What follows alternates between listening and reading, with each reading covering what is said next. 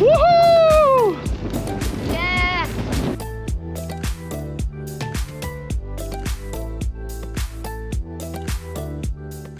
Salut, moi c'est Erika. Et moi, c'est Jean-Benoît. On est un couple de Québécois qui, à l'aube de la trentaine, a décidé de quitter leur emploi pour partir en voyage pendant 8 mois. Alors, la première partie consiste à être en Europe pour un voyage en cyclotourisme. Puis ensuite, on va partir à l'automne voyager aux États-Unis en van. Donc, ça vient d'où, ce projet-là? Naturellement, depuis plusieurs années, moi et Erika, on faisait beaucoup de camping et de vélo de route. Alors, quand on s'est mis à réfléchir quel type d'activité on pourrait faire durant notre voyage, bien naturellement, le cyclotourisme a sorti de tout ça. Donc, après ça, la prochaine étape, c'est de savoir, on va aller où? On va aller en Asie, en Asie, Amérique du Sud. Donc, l'Europe s'est rapidement imposée. Pourquoi? Parce que c'est un pays qui est super diversifié, très dense, et c'est non négligeable, mais aussi point de vue sécurité, et aussi assez important en temps de COVID et ainsi de suite.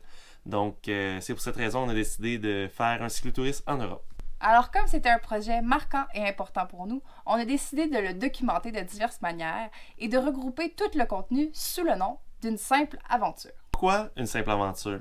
Bien, quand on a commencé à faire nos planifications pour le projet, il y a deux types de personnes qui ont émané sur les réseaux sociaux.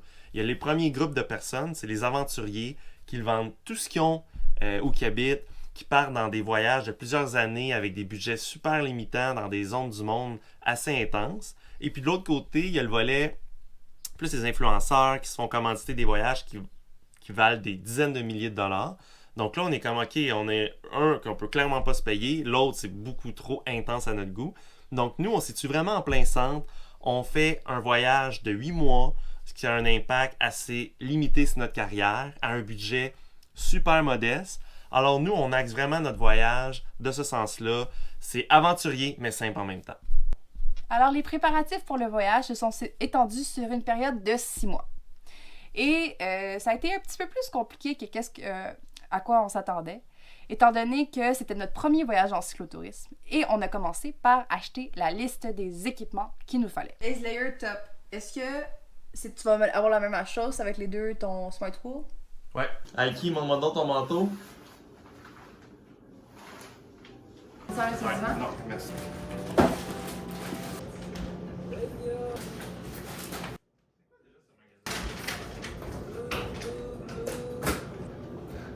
Ça, c'est tout notre stock. Puis aussi, il a fallu qu'on s'entraîne parce qu'il dit cyclotouriste dit plusieurs milliers de kilomètres. Alors, durant l'hiver, on s'est abonné à Zwift puis on a mouliné en masse. Par la suite, on a refait une vérification de nos équipements pour savoir si on avait tout. Et oui, on avait oublié quelques trucs. Après avoir eu tout le stock, la prochaine étape, on a voulu tester les sacoches avec les vélos pour valider la maniabilité puis valider qu'on n'avait pas trop peur en vélo. Bon, fait que là, c'est notre premier test. Chaque première étape, faut tout setuper vélo puis on part. Ah, moi, ma photo, non. C'est vraiment pas. Peux-tu me décrocher sa coche, là? Quand on oublie ça, de laisser quelque chose dessus.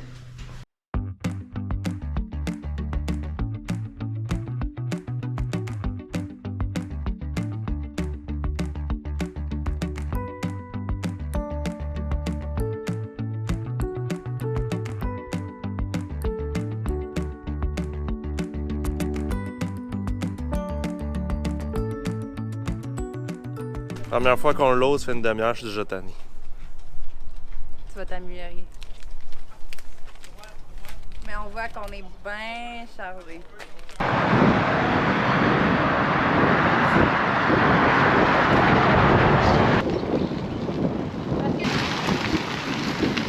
Wouhou! Yeah! Ensuite de ça, on a donné notre démission et quitté notre emploi. Dernière journée de travail! Quelques semaines avant le départ, on a fait nos boîtes, on a entreposé notre stock dans notre appartement pour pouvoir le sous-louer. En fait, seulement une semaine avant le départ. Ouais, vraiment. Ça a été assez serré.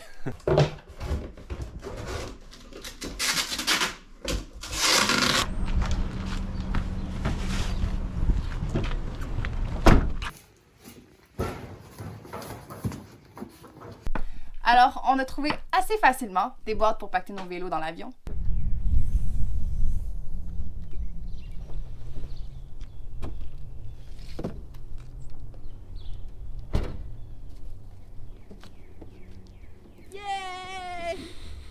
Wow, time out.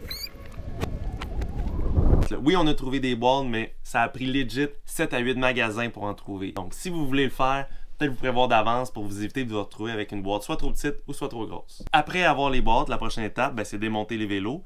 Puis celle-là aussi est quand même facile, mais ça vaut la peine de prendre le temps de le faire pour s'éviter de briser le vélo en cours du vol.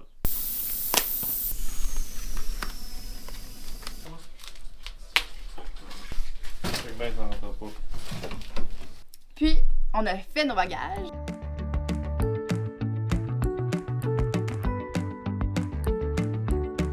Du moment que toutes nos boîtes étaient prêtes, la prochaine étape, eh bien, c'était de charger l'auto.